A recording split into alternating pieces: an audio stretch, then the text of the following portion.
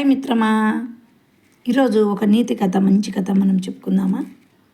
పిలిస్తే పలికే దైవం.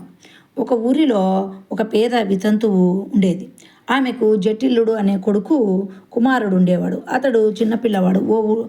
ఆ ఊళ్ళో బడి లేదు కనుక ఆమె తన కొడుకును పక్క ఊరిలో ఉన్న బడిలోకి పిలుచుకుపోయేది.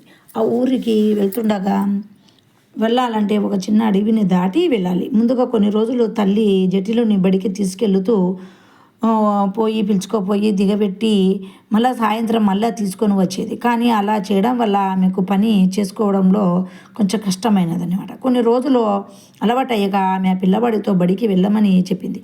జటిలుడు మొదటి రోజు వెళ్ళవచ్చాడు. కానీ రెండవ రోజు తిరిగి వస్తున్నప్పుడు అడవిలో భయం వేసింది. అమ్మ, ఒక్కనే అడవిలో నుంచి నడిచి రావడానికి భయంగా ఉందమ్మా అని తల్లితో బిలగా అన్నాడు. కానీ ఆమె ఏమి చెయ్యగలదు. కొంచెంసేపు ఆలోచించి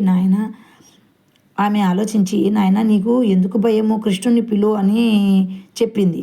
అమ్మ, కృష్ణుడు అంటే ఎవరమ్మా అని ఆ జటిల్లుడు తల్లితో అలా ప్రశ్నించాడు. కృష్ణుడు నీ అన్న, అతడు అడవిలో ఉంటాడు.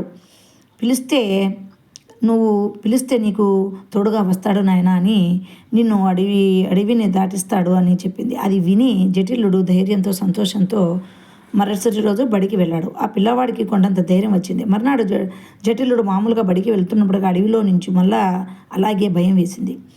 ప్రవేశించగానే అతడికి భయం వేసింది. అన్న, కృష్ణ అని పిలిచాడు. ఎవరూ రాలేదు. జటిలుడు ఇంకా భయపడుతూ ఏడుస్తూ, అన్నా కృష్ణ, ఎక్కడున్నావయ్యా, నా దగ్గరికి రావా, అని నాకు భయం వేస్తుంది అని గట్టిగా పిలిచాడు. అప్పుడు కృష్ణుడు, భగవంతుడు ఆర్తితో పిలిచిన ఆ పిలుపుని విని రాకుండా ఉండలేకపోయాడు. జటిలా, నేను ఇక్కడే ఉన్నాను, రా, భయపడకు, నేను నీకు తోడుగా వస్తానుగా అని అంటూ అతన్ని ఓదార్చి అడవి దాటించాడు. కృష్ణుడు వెళ్ళిపోతూ, నువ్వు ఎప్పుడు పిలిస్తే అప్పుడు వస్తాను, సరేనా అని చెప్పి వెళ్ళిపోయాడు. మనం దేవుణ్ణి చూడాలనుకుంటే జటిలునికి ఉన్నటువంటి భక్తి మనకు ఉండాలి. అటువంటి ఆర్తితో దేవుడు మాత్రమే కావాలి అని కోరుకోవాలి. అప్పుడు ఆయన తప్పక మనకు కనిపిస్తాడు. ఆకాశంలో మబ్బులు కమ్మినప్పుడు సూర్యుడు కనబడడు. అంత మాత్రాన సూర్యుడు లేడని అంటామా? అదేవిధంగా మన మనసులోని అజ్ఞానమును మబ్బులు కమ్ముకపోయి ఉన్నాయి కనుక మనకు దేవుడు కనబడడం లేదు. ఎప్పుడైతే మనం నీతిగా నిజాయితీగా మనం నిజంగా దేవుడిని కోరుకుంటామో అప్పుడు ఆ మబ్బులు తొలగిపోయి దేవుడు మనకు కనిపిస్తాడు అని అర్థం. ఈ కథలో నీతి ఏమిటంటే నమ్మకంతో, ప్రేమతో ఏదైనా సాధించవచ్చు అని అర్థం.